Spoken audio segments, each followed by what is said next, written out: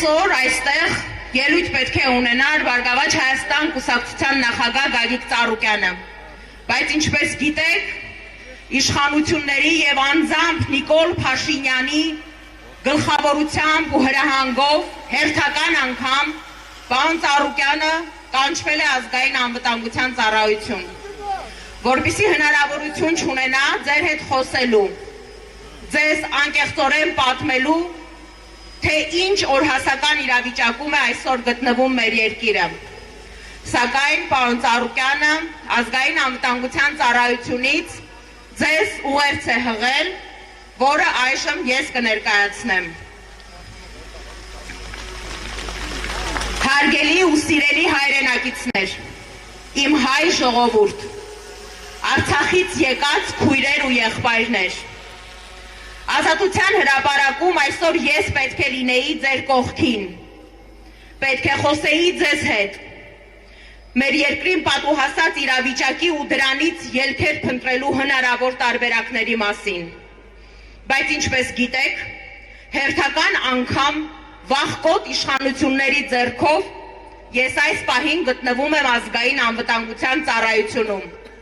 ինձ նորից կանչել են հարցաքննության։ Իշխանությունները հերթական անգամ ապացուցեցին, որ սարսափում են ինձանից։ Ամեն ինչ անում են, որպեսզի ես չկարողանամ հանդիպել իմ ժողովրդի հետ։ Ես նախկինում ասել եմ ու նորից կրկնում եմ. Նիկոլ Փաշինյանը պետք է վախենա ոչ թե ինձանից, այլ իր վարած խայտառակ քաղաքականության հետևանքներից, իր պահած ժողովրդի բարկությունից, անտուն ու անհայրենիք մնացած մեր շուրջ 100,000 արցախցիների զայրույթից, զավակ կորցրած ծնողից հասումից, մեր ժողովրդի ու հայրենիքի առաջ ծառացած օրհասական խնդիրները լուծելու փոխարեն Նիկոլ Փաշինյանը շարունակում է իմ հանդեպ իրականացվող քաղաքական հետապնդումները։ Իր աթոռը պահելու համար Նիկոլ Փաշինյանը պատրաստ է ամենաստոր քայլերին անգամ։ Որքան էլ որ իմ համար ցավալի է այդ մասին խոսելը, ես դեռևս ամիսներ առաջ կանխատեսում էի, որ մեր երկրի իշխանությունների վարած խայտառակ քաղաքականության պատճառով մոտալուտ վտանգ է հասունանում։ Ես դեռևս 6 ամիս առաջ եմ հայտարարել, որ օր առաջ այս իշխանությունները պետք է հեռանան։ Դա իմ անձնական ցանկությունն ու ամբիցիան չէր, դա մոտալուտ վտանգը կանխելուն ուղղված իմ քայլն էր։ Այդ ժամանակ իմ առաջին մտահոգությունը հենց Արցախի անվտանգությունն էր։ Ես դեռևս հունիսի 5-ին էի հայտարարել, որ բացառիկ տաղանդ է պետք ունենալ ռազմավարական գործընկերների հետ հարաբերություններն այս աստիճան վատացնելու համար։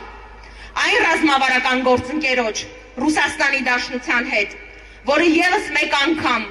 ապացուցեց, որ դարերով ամրապնդված բարեկամությամբ դժվարին այս օրերին կրկին օգնության ձեռք մեկնեց ու կանգնեց հայ ժողովրդի կողքին։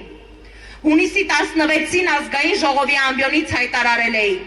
որ իշխանությունները պետք է բաց ու թափանցիկ հայտարարեն, թե ինչի շուրջ են բանակցում Փաշինյանն ու Ալիևը։ Իհարկե, Նիկոլ Փաշինյանի հրաժարականի հիմքում ընկած էր նաև տնտեսության ողնաշարի կոտրումը, կորոնավիրուսի դեմ պայքարի ձախողումը, արտաքին աշխարհի գործընկերների հետ հարաբերությունների վատթարացումը եւ բազմաթիվ այլ գործոններ,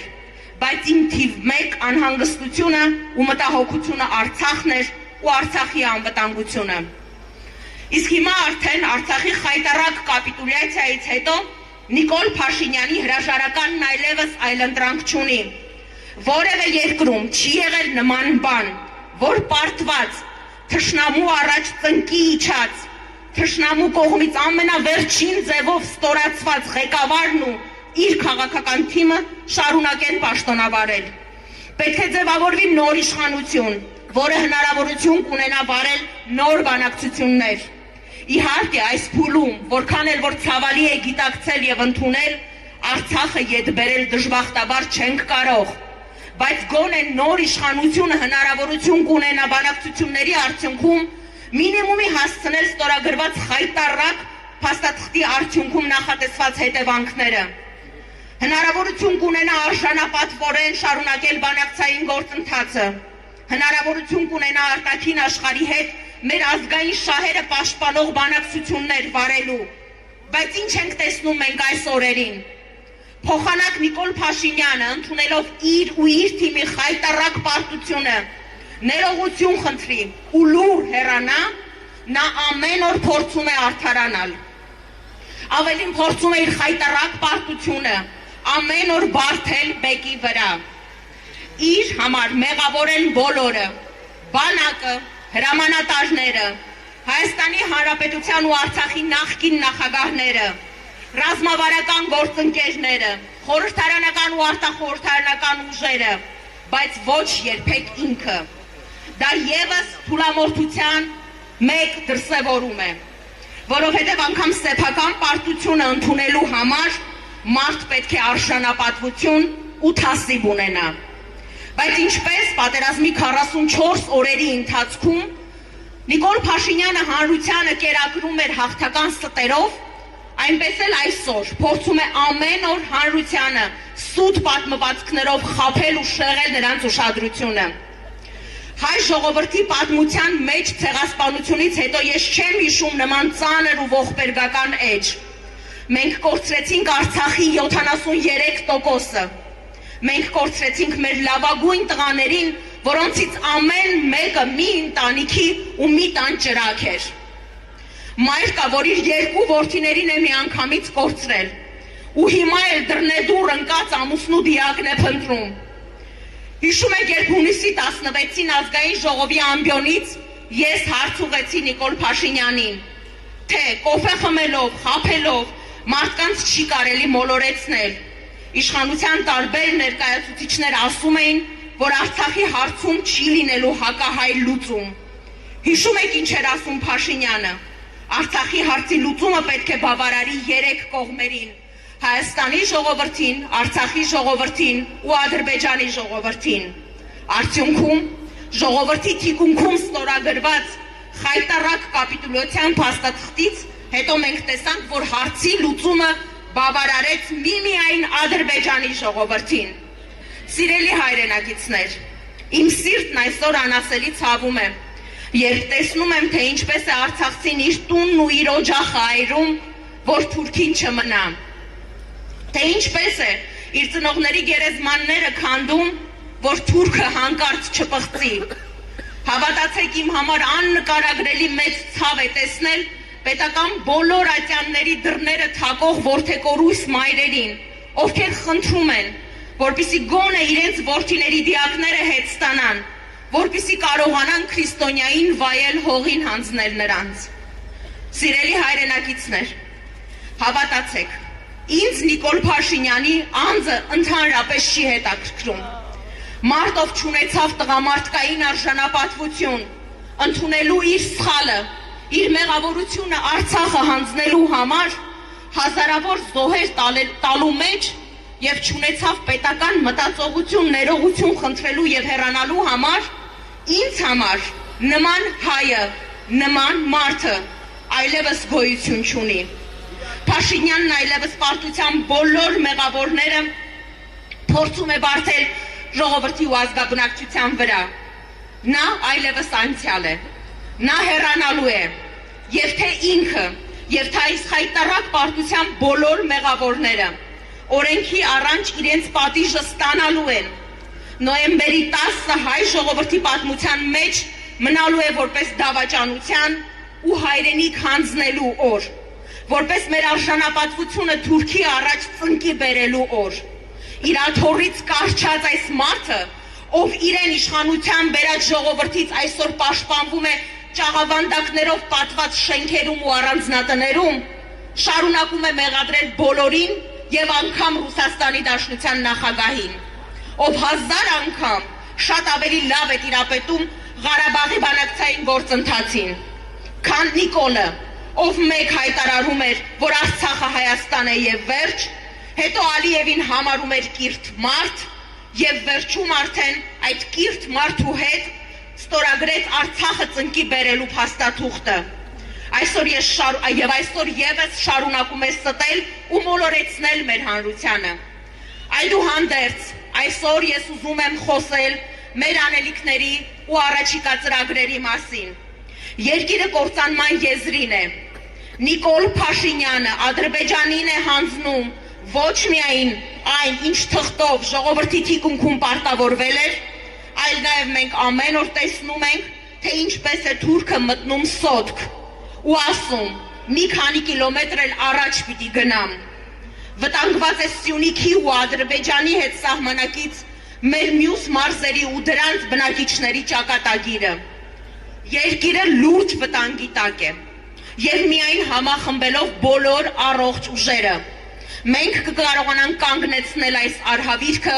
որն իր հետ բերեց Նիկոլը։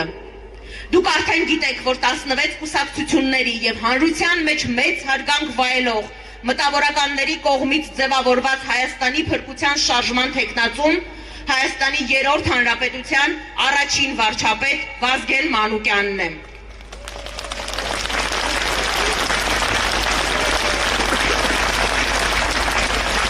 Մի մարդ, ով մեր հայրենիքի համար ամենադժվարին պահերին ղեկավարել է կառավարությունը,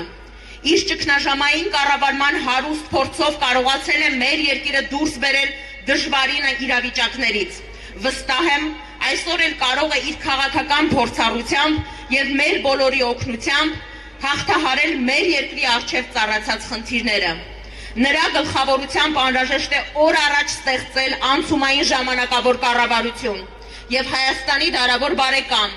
ռազմավարական գործընկեր, տարածաշրջանում անվտանգության միակ երաշխավոր հանդիսացող Ռուսաստանի Դաշնության հետ հարաբերություններն ի դեպ որի հետ Հայաստանի իշխանությունները որքան կարող էին այս 2.5 տարում փչացրեցին, հստակ փորձենք կազմելով ճանապարհային քարտեզ փրկել այն, ինչը դեռ հնարավոր է։ Սիրելի հայրենակիցներ, այս իշխանության հետ որևէ երկիր այլևս չի բանակցելու, որովհետև վարչապետի աթոռը զբաղեցնող մարդը խաբել ու ստել է բոլորին։ Այս իշխանությանը որևէ երկիր գումար այլևս չի տալու, որևէ ներդրում չի լինելու, որովհետև այս իշխանությունը որևէ մեկին, այս իշխանությանը որևէ մեկը այլևս լուրջ չի ընդունում։ Մենք պիտի ստեղծենք ազգային փրկության կառավարություն, որտեղ պետք է ներգրավված լինեն բացառապես պրոֆեսիոնալները, որովհետև այս իրավիճակում մեծ համար չպետք է լինեն սևեր ու սպիտակներ,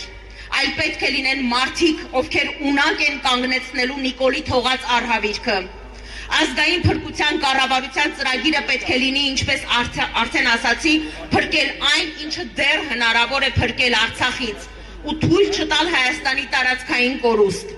Րոպե առաջ զբաղվել ռազմագերիների, անհայտ կորածների եւ դիակների փոխանակման հարցերով։ Րոպե առաջ լուծել արցախցի մեր հայրենակիցների կենսական խնդիրները, որովհետև մենք ունենք մեծ պատասխանատվություն տունն ու հայրենիքը կորցրած արցախցիների առաջ։ Այս առաջնահերթ խնդիրները լուծելուց հետո արդեն մենք պետք է գնանք արտահերթ խորհրդարանական ընտրությունների, որպեսզի ձևավորվի այնպիսի իշխանություն, որն այլևս երբեք կազմված չպետք է լինի ոչ մի կենսագրություն, պատասխանատվություն ու փորձառություն չունեցող պատահական մարդկանցից, ովքեր իրենց սնափառության, մեծամտության ու դավաճանության արդյունքում հանձնեցին մեր հայրենիքը ու գրեցին Հայաստանի Հանրապետության պատմության ամենաամոթալի ու ողբերգական էջը։ Այսօր որևէ քաղաքական ուժ միանձնյա չի կարող երկիրը դուրս բերել այն ավերակներից, որոնց վերածել է Նիկոլ Փաշինյանը։ Պետք է թիմային մոտեցում, թիմային աշխատանք։ Այն քաղաքական ուժը, ով կասի, թե միայնակ ինքը կարող է այս ողբերգությունից երկիրը հանել, ուրեմն կլինի ավանտյուրիստ քաղաքական ուժ։ Բոլոր կարող ուժերից պետք է ստեղծվի եւ անհատներից, անկախ քաղաքական պատկանելությունից, պետք է ստեղծվի ժամանակավոր կառավարություն։ Անունն էստեղ ընդհանրապես կապ չունի, դա կլինի ազգային համաձայնության կամ ազգային փրկության կառավարություն։ Օր առաջ պետք է փոխվի բանակցողը, որպեսզի Ռուսաստանի հետ համատեղ մենք կարողանանք չեզոքացնել այն վտանգները, որոնք կան այդ համաձայնագրի ներքո։ Սա է միակ ռեալ ճանապարհը։ Ես վստահ եմ, որ հայ ժողովուրդը կարող է շտկել մեջքը գտնել իր մեջ բավարար ուժ ու հավատ առաջ շարժվելու, մեր երկիրը շենացնելու համար, անկախ բոլոր տեսակի դժվարություններից, ժողովուրդը միշտ կարողացել է քայլել առաջ, ուղղակի պետք է շտապել, քանզի կորցրած ամեն վայրկյանի համար մենք չափազանց թանկ գին ենք վճարում։ Աստված պահապան Հայաստանի եւ Արցախի ժողովուրդներին,